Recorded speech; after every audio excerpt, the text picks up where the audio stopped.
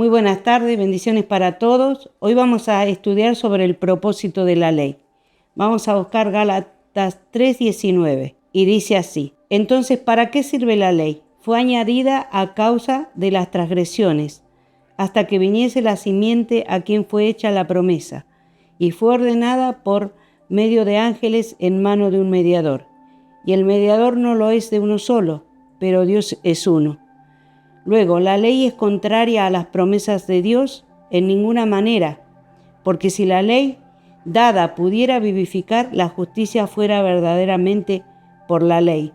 Mas la Escritura lo encerró todo bajo pecado, para que la promesa, que es por la fe en Jesucristo, fuese dada a los creyentes. La palabra se explica sola, es muy fácil de entender. Acá dice que la ley fue dada con el fin de mostrar lo que es pecado, con el fin de mostrar lo que a Dios no le agrada. Porque Romanos 5:13 dice: pues antes de la ley había pecado, pero donde no hay ley no se inculpa de pecado.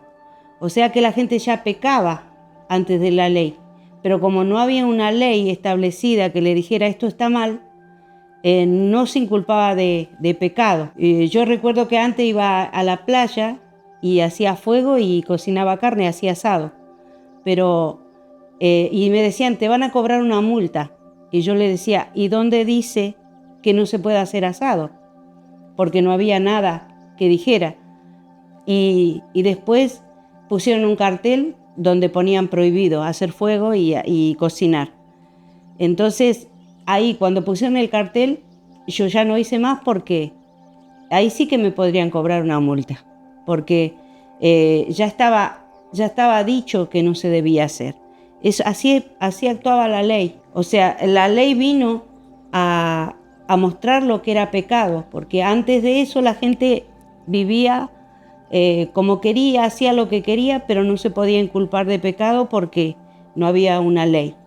Entonces, la ley tenía varios aspectos. Había una ley ceremonial, que es la que establecía los diferentes tipos de sacrificios, las tareas de los sacerdotes, los servicios del santuario, la fiesta judía, incluyendo el diseño del santuario, incluyendo hasta el mobiliario. Había leyes para el mobiliario, las vestiduras de los sacerdotes y, evidentemente, la participación de la gente que iba a ofrecer una ofrenda por el pecado, ya sea individual o colectiva. Podía irse en grupo o podía irse individualmente. También había leyes humanitarias, también había leyes sobre actos de violencia y restitución. En Éxodo 21 podemos encontrar muchas leyes que habían, pero sabemos que todo eso era primeramente para el pueblo de Israel, porque en el pueblo de Israel era donde se iban a dar todas las cosas que dice acá. Por ejemplo, que dice que fue dada hasta que viniera la promesa.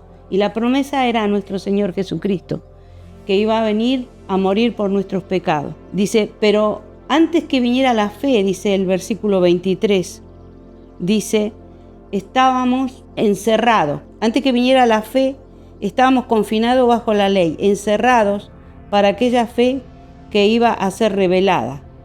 O sea, nosotros sabemos lo que es ya un confinamiento.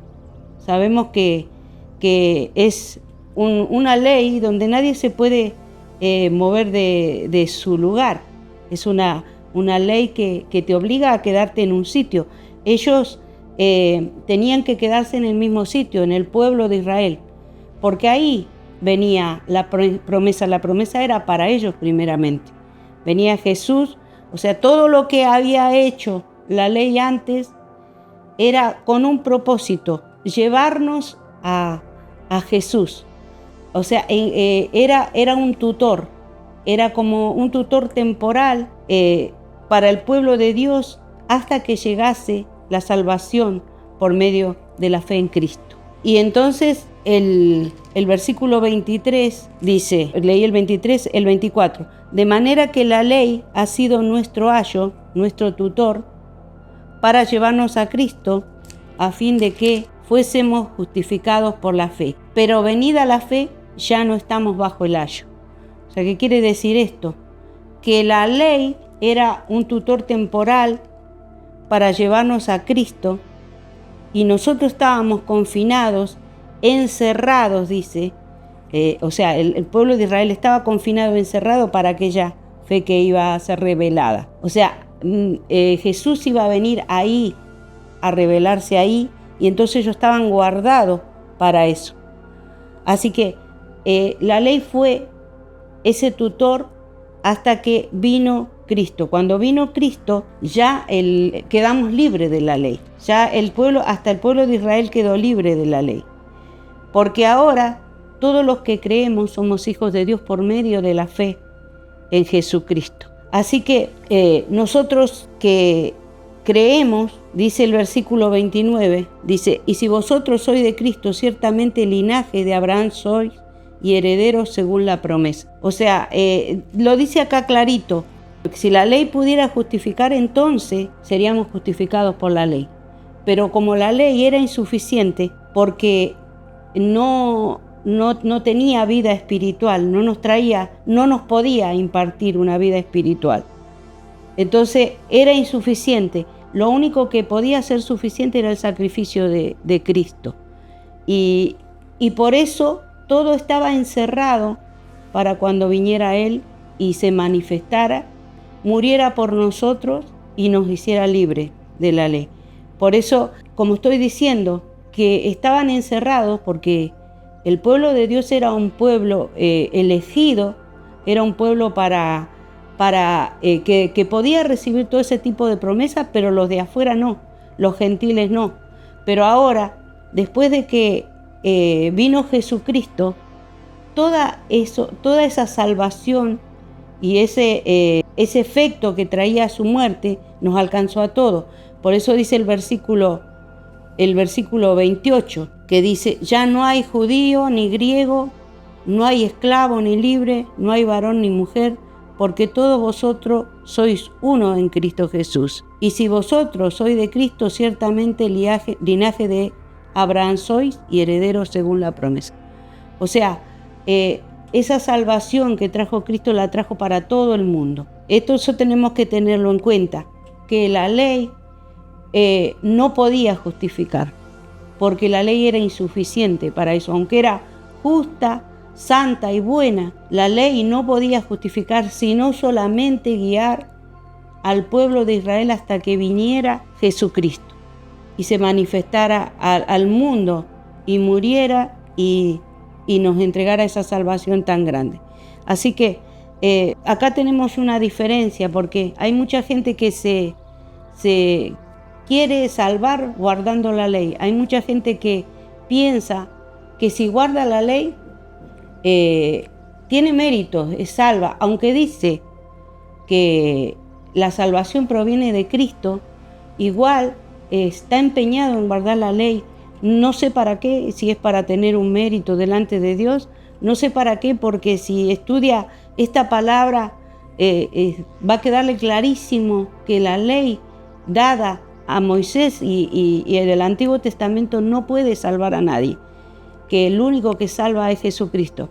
Entonces hay mucha gente que hasta se quiere hacer judía, que hasta se quiere judaizar para tener quizás más beneficio, pero acá no se trata de eso, se trata de que la sangre de Cristo nos limpia de todo pecado y es la sangre la que nos salva.